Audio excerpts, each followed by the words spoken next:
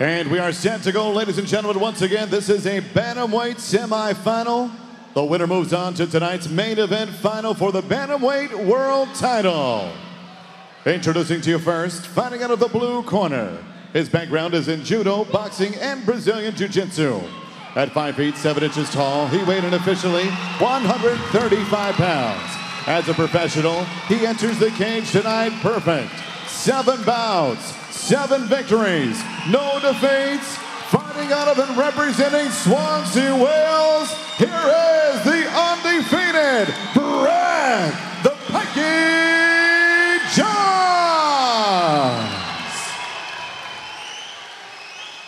And next, his opponent across the cage, fighting out of the red corner.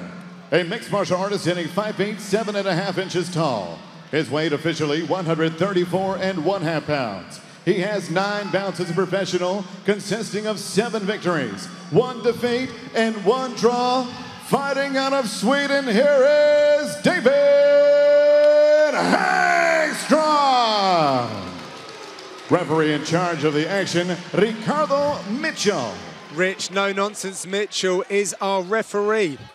Bantamweight tournament semi-final number 2. 2 5-minute rounds with a possible overtime round. Brett the Pikey Johns in the black and yellow. David Haggstrom in the black. And Johns is so fired up, he can hardly contain himself. The atmosphere for this one is incredible. Brett Johns opening up with the first of the jabs. Haggstrom prepared himself for 5 rounds using methods that he learned whilst at Alliance in San Diego. His body is prepared for 2 fights, but his mind is set to 1. Takes a very scientific approach to his fighting. He's a highly educated individual. He's a student of psychology currently and mixes that in with his training. Really quick high kick coming up the open side of Brett Johns' guard. Not too much bother for him yet, and you can see it's a very calm, diligent approach from Haggstrom at the start of this fight. John's been training judo since he was 4 years of age.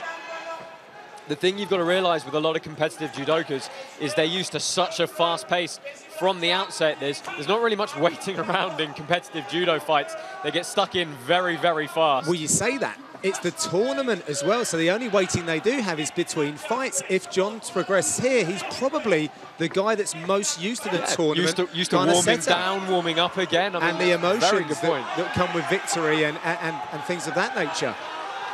Well, he's taken the centre of the ring here and he's pushing forward. Nobody landing too cleanly at this stage. Southpaw stance from Haggstrom. Haggstrom's very good with his striking, very well-rounded, really planted himself there to throw that left hand. Johns is very tough, he can take a good shot. And as I said in his walkout, been working with Gambatessa, who hits harder than Haggstrom, put him away, and certainly, you know, gave him a very good fight indeed. Has the victory over him, and Johns has measured himself against Dino. Says, well, I can take his best. I'm going to be able to take Haggstrom's best. Yeah, a lot of Brett Johns' teammates have said to me that he really can take a shot, and it's going to take something really significant to even worry him. I am surprised we haven't seen Johns look to close in for any kind of takedown as of yet. He seems content to feel it out on the feet here.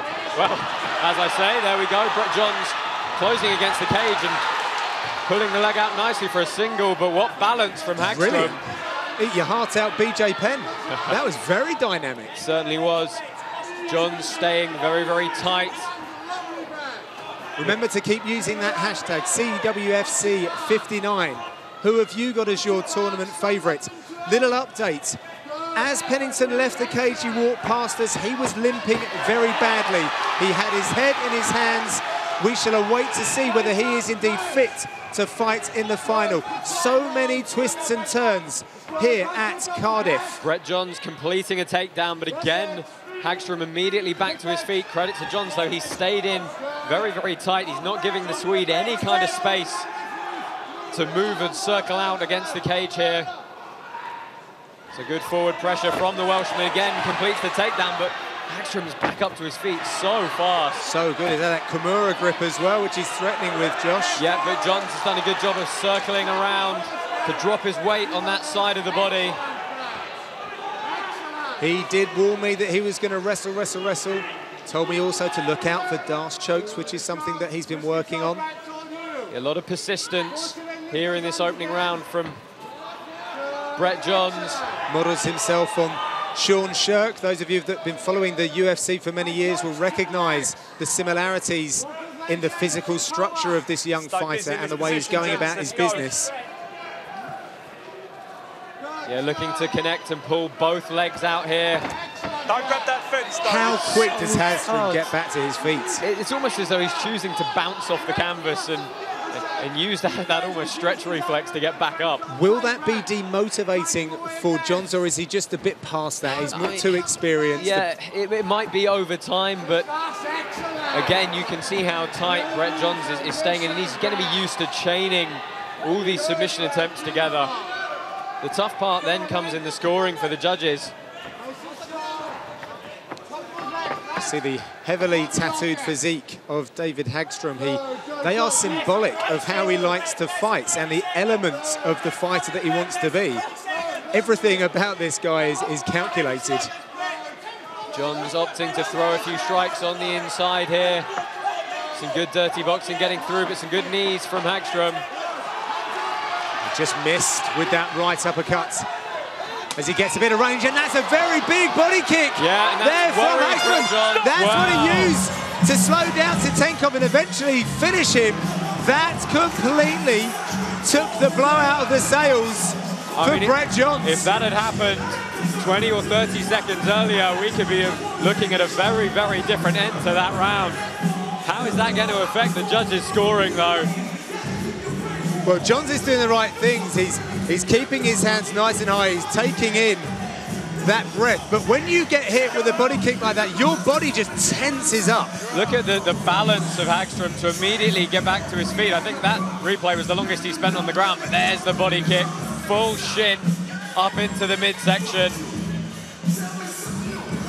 All Johns could do was cover up. That couldn't have come at a better time. The buzzer, that is. Yeah. Right at the death for Brett Johns. John Phillips, Chris Reese in the corner of Brett Johns. Stay back, Brett. David Haggstrom remaining calm and composed as he said he would, but surely going to be encouraged by seeing Brett Johns just fold a little bit under the pressure of that kick. Yeah, I mean, being a southpaw, that brings that rear leg right up the open side of Brett Johns' guard, and he tried high, and that time he went to the midsection. It's also the power leg. There's more torque on the hip, so when you throw it, you're throwing it hard.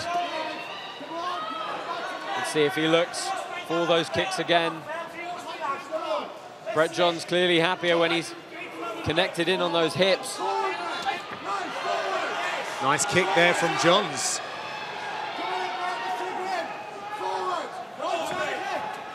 Haggstrom, very nice. Looking for the counter punch. So well. Circled off nicely with his hands held high.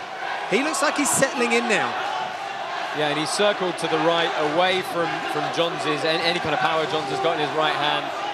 Looking very calm and composed. That body kick really has given Johns something to think about. You can see he's holding his hand quite low on the right side. Only bring it up when he gets in close. He's got to protect those ribs. Oh, nice shot in there. Yeah, but double underhooks for Haggstrom, who's shocking off that takedown attempt very nicely. Brett Johns really didn't throw any kind of big body to kick. Set it up. Haggstrom 9 months out. Looks like he's blown away the cage rust. Oh, and a good answer to that flurry from Johns. He's very much still in this contest. Yeah, again, landing that rear leg kick to the midsection. What a great fight. There's so many storylines here still to come. So much between these two fighters as well. Europe's best in front of us, plying their trade to try and earn some Cage Warriors gold. I mean, the corner of Brett Johns are willing him to come forward and throw shots and try and close the distance, put his game plan into action, but again, that kick finds its way through. Yeah, good timing on the entrance to the single, though, from Johns. But Haggstrom is He's holding on to the fence. He's really using that to hold on to the fence there. He'll have to be careful of that. No one can afford a point deduction. These fights are so well matched. A point deduction is just, it would just be horrendous. Johns earns the takedown, but again, Haggstrom is back to his feet so quickly. It's one thing to put a guy down, but to keep him there is very tough indeed. And Haggstrom is just showing how good he is at getting back to his feet. Yeah, he's like a jack in the box and has been since round one. It's clearly one of his assets. And he knew he's taken a look at Brett Johns. He knew what he was all about. He knew what he was going to have to do. And that was get back off the canvas and then use his time really effectively. Looking for the Kimura to sweep. Johns nice and heavy. Johns with back, but you see Haggstrom finds the cage, puts his back on it. Fantastic awareness. Oh, big slam there. And the winks from Haggstrom as he hit the deck. Well, this is the first time that Brett Johns has had a static top position in this fight. Unfortunately, it's within the guard of David Haggstrom, and Haggstrom is particularly good at putting those feet on the hips, using them to create space and get back to his feet. So the crowd really behind the young Welshman who thought that he might get this kind of opportunity in a few years' time. But now it came so early, as you can see, he is desperate to accelerate himself to the final. He's going to need something decisive here in this round. He's going to really need to put this time on top to good use. But you can see Haggstrom is very slowly finding the cage again. Look for him to pop back up to his feet if he gets any kind of space whatsoever. And an awful lot of time now is being spent with Johns controlling the pace of this second round, and that's what's going to count on the scorecards. Good work from Johns to see the foot on the hip and pull it through to re-establish the top position, but there's not too much damage coming in from the Welshman. Last 25 seconds in the second round. Remember, it's a tournament semi-final. This could well be the final round. As we see the blue corner with John Phillips and Chris Reese leaning forward, delivering instructions to their young fighter as he chips away at the face and body of David Haggstrom. Johns with a final flurry on top. And that is the buzzer signalling the end of that contest. Really nice sportsmanship between these two fighters. I can't tell you who won that. Only the judges can do that.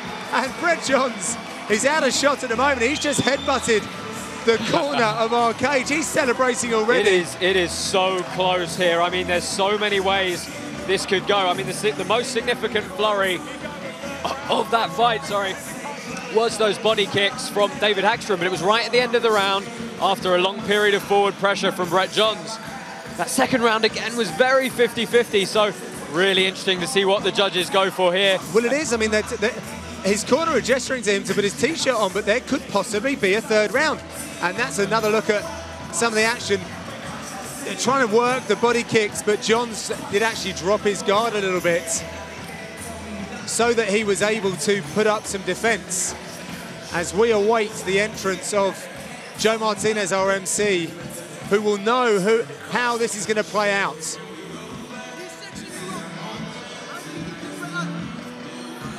This is going to be very, very close indeed. And that is the figure of Joe Martinez. We don't have to wait any longer. Who will it be advancing to the finals? Let's straight to the cage. And now, ladies and gentlemen, after 2 rounds, we go to the scorecards. Judge Andy Sledge has it 20-18 for Johns. Judges Cartledge and Leatherby 19-19. We go to a third round. Wow. And this evening was always gonna twist and turn and tease us.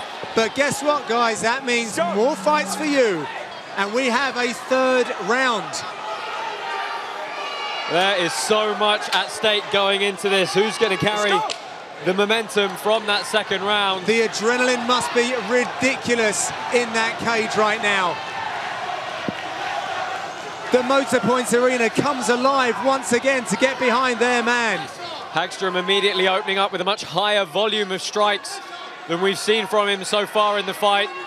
When it's this tight, there is no second contest after this, Josh. These guys are going to leave it all in here and make absolutely sure it's their name in the final. Was that an inside crescent kick to the body from Haggstrom? Yeah, not often seen. Unorthodox strike, but it's Johns pushing forward against the cage here. He's going to look to try and get that S grip on his hands, really secure the body lock. You see Haggstrom dropping his weight to try and make that underhook a bit more effective. No air between the two fighters, with Brett Johns gluing himself to the legs and frame of David Haggstrom. Yeah, looking to switch off between the single and the double. He's just about got his fingertips together, and a big pickup from Brett Johns. Yeah, and what he's doing as well now, Josh, is he's pulling Haggstrom towards himself, knowing that Haggstrom can use the cage very effectively to get back to his feet.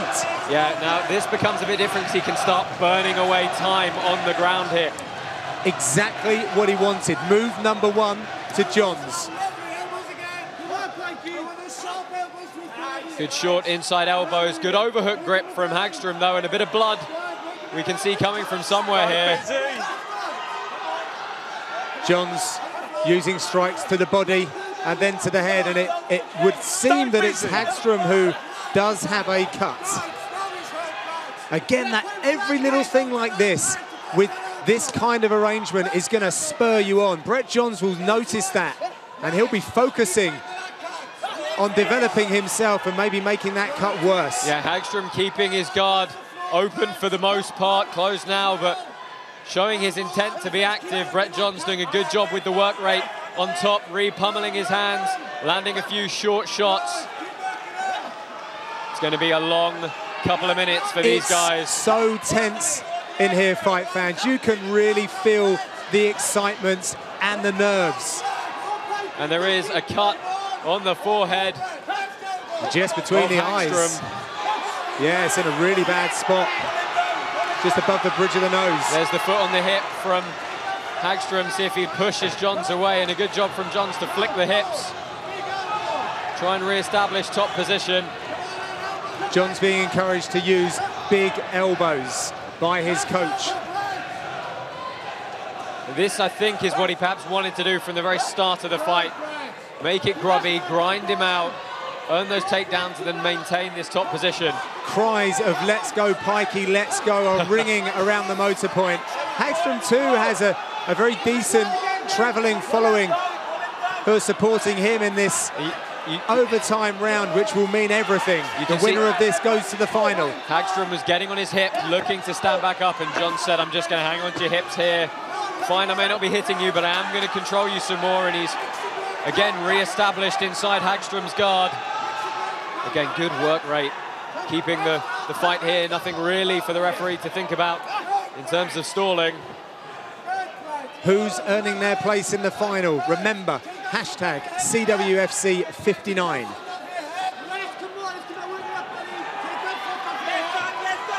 Johns has had a quick look at the clock, which is over the shoulder of the commentary position, as he tries to improve his position. Good work from Johns to get his hips forward and shut down those up kicks, find his way back into the guard. If you want to keep this, you're going to have to take it up. Let's go. Rich Mitchell is warning Johns that if he wants to keep this position, he's going to have to up the work rate. I'm not particularly sure I agree with that. He is working, he's throwing strikes, he's re-pummeling. I think it's up to Haggstrom to try and get back up against the cage here. And Haggstrom is trying to battle his way out of this position, but Brett Johns is just so heavy. Such heavy hips, such forward pressure, continual forward pressure. His team said that no one in this tournament will have the engine that Brett Johns has, and I'm almost believing them right now.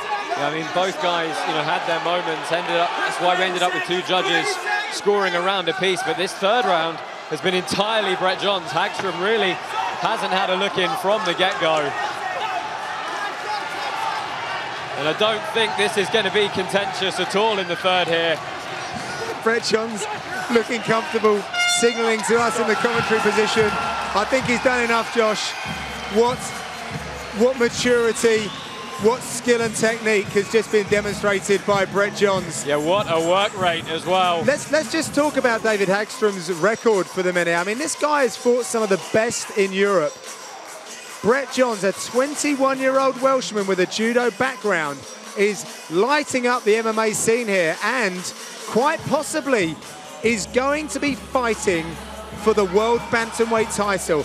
That's where the round started, and that's pretty much where the round finished. Yeah, Brett Johns on top, continually repummeling, adjusting position. Haggstrom kept putting the feet on the hips, trying to, you can see, escape, get some sort of space. But Johns doing such a good job of squaring back up, putting the center lines back together.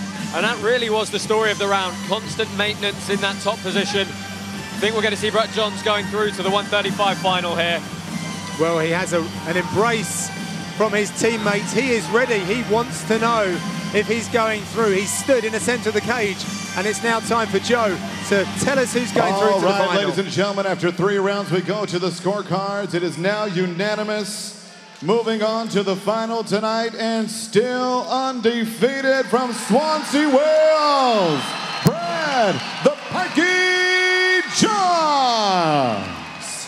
A very popular winner here at the Motor Point in Cardiff, Brett the Pikey Johns. He will be fighting for world bantamweight gold.